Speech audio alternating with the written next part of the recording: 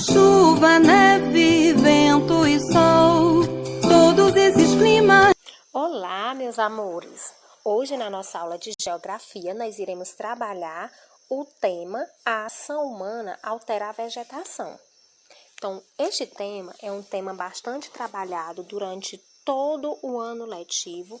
Sempre a gente está trabalhando sobre a questão da preservação e conservação do meio ambiente.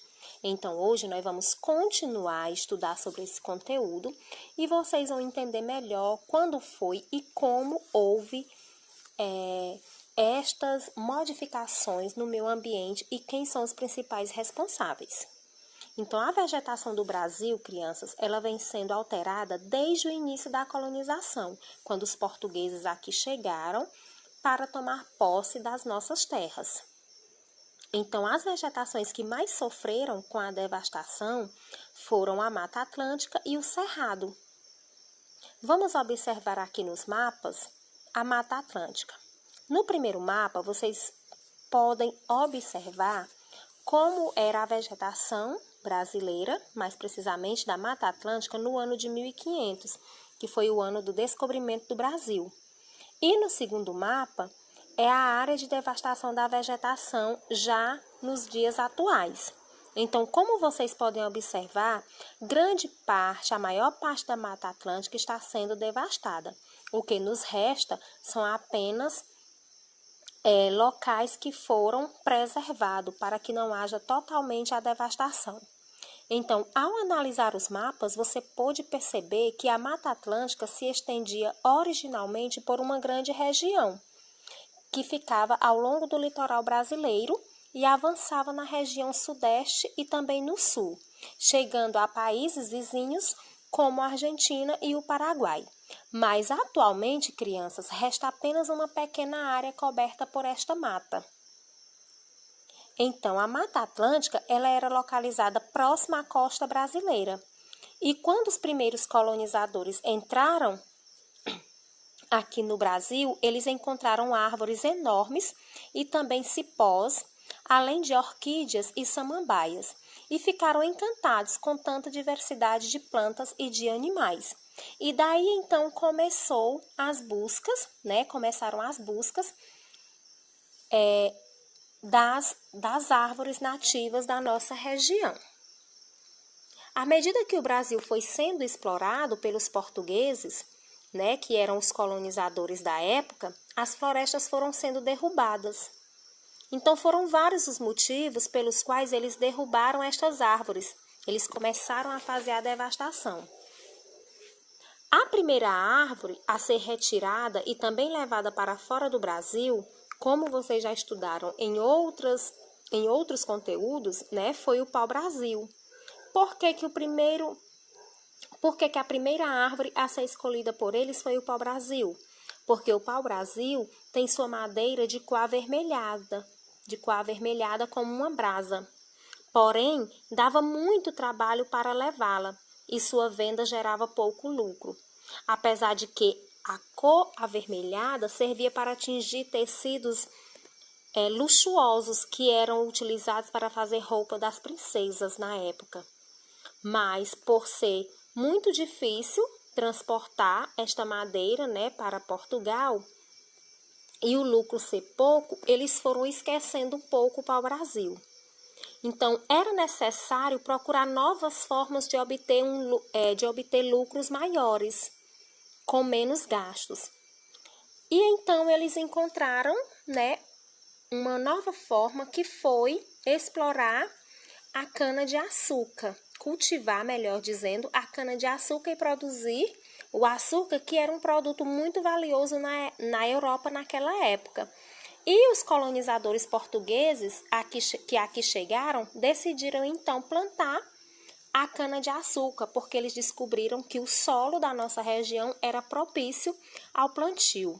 Então, eles deixaram de lado um pouco a exploração do pau-brasil, porque não obtinha os lucros desejáveis, porque eles gastavam muito, era um gasto muito grande, até que essa madeira chegasse a Portugal. Então, eles decidiram implantar nos solos brasileiros a cana-de-açúcar e produzir o açúcar. que estava saindo mais lucrativo para eles na época. Então, aqui neste mapa, vocês podem observar o trajeto realizado pelos portugueses na comercialização do pau-brasil. E a Mata Atlântica, né, com a introdução dos canaviais, foi sendo derrubada principalmente no Nordeste. Por que foi principalmente no Nordeste? Porque, crianças, como a tia falou anteriormente, os solos brasileiros, né, a terra brasileira, era propícia para o plantio da cana-de-açúcar, né, que aí eles iriam beneficiar nos engenhos a cana-de-açúcar e produzir o açúcar para a comercialização. Só que das terras que fazia parte de todo o Brasil, as que estão localizadas aqui no Nordeste eram as melhores, né, que é o solo mais escuro. Então, a Mata Atlântica, que ficava direcionada para a região Nordeste, foi totalmente devastada. Por quê? Porque no lugar onde estava a Mata Atlântica, seria posteriormente os canaviais, ou seja, a plantação da cana-de-açúcar. Então, daí teve um início um pouco mais extenso, né, da devastação da Mata Atlântica, que foi para a introdução dos canaviais, ou seja, para o plantio da cana-de-açúcar. Né? Nós sabemos que o pau-brasil foi devastado mais por conta da comercialização, porque ele tinha um preço um pouco acessível por conta da cor avermelhada. Mas a devastação maior foi a partir da implantação dos canaviais, certo, crianças? Então, não só os canaviais foram os principais vilões dessa devastação. Houve também, além dos canaviais, né, além do cultivo da cana-de-açúcar, houve também o cultivo do café, que teve a época em que o café também subiu bastante o preço, então para eles era um produto lucrativo. A expansão também das áreas agrícolas, além da criação de gado, a ocupação urbana e também as estradas, porque à medida que eles iam devastando para fazer os canaviais, né, para fazer a plantação dos canaviais, para fazer a plantação dos cafés, para isso eles precisavam ter uma estrada, né, ter estrada para um melhor acesso a cada uma dessas localizações. Então, como eles tinham que construir as estradas, também teriam que devastar as matas que localizavam-se por onde iriam passar aquelas estradas. Então, foram vários motivos pelos quais houve a devastação da Mata Atlântica aqui no Brasil, crianças, né? Muitas pessoas pensam que não foi intencionalmente, né? Outros já pensam que houve sim a intenção dessa devastação. Então, hoje, a partir dessa aula, vocês podem observar, né, e analisar se foi ou não intencionalmente essa devastação da Mata Atlântica. E como vocês podem ver, né, foi a partir do cultivo da cana-de-açúcar, do café, da criação de gado e também da construção das estradas que houve essa devastação. Então, hoje, a maior parte do que foi a Mata Atlântica encontra-se substituída por campos e cidades. Porém, crianças, ainda restam áreas isoladas de mata, das quais as mais expressivas remanescentes estão concentradas no sudeste brasileiro.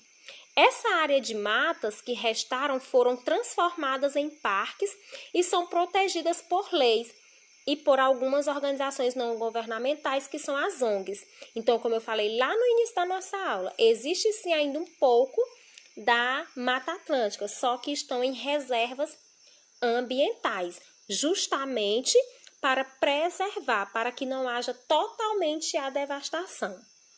Então, a devastação do cerrado também foi intensa, crianças. Grande parte da área coberta por cerrado foi substituída pela agricultura, como o cultivo de grãos, pelos campos de pastagens e por cidades. Então, crianças, hoje vocês podem ter mais uma certeza de que os responsáveis por esta devastação, né, das matas que cobriam o Brasil, né, mais precisamente da Mata Atlântica, é o ser humano. Alguns dos motivos foi para transporte, ou melhor, para a venda, né, a exportação da madeira. E, além da exportação da madeira, tivemos vários outros motivos, como o cultivo de alguns produtos agrícolas, como exemplo o café e a cana-de-açúcar, além da criação de gado. Então, hoje, o ritmo da devastação do cerrado continua bem acelerado por causa da expansão de projetos agropecuários, além do extrativismo mineral e das queimadas. Então, crianças, esta era a nossa aula e um pouco do que eu tinha para falar para vocês sobre como deu-se, né, como iniciou a devastação da Mata Atlântica. Então, eu quero que vocês continuem lendo o conteúdo.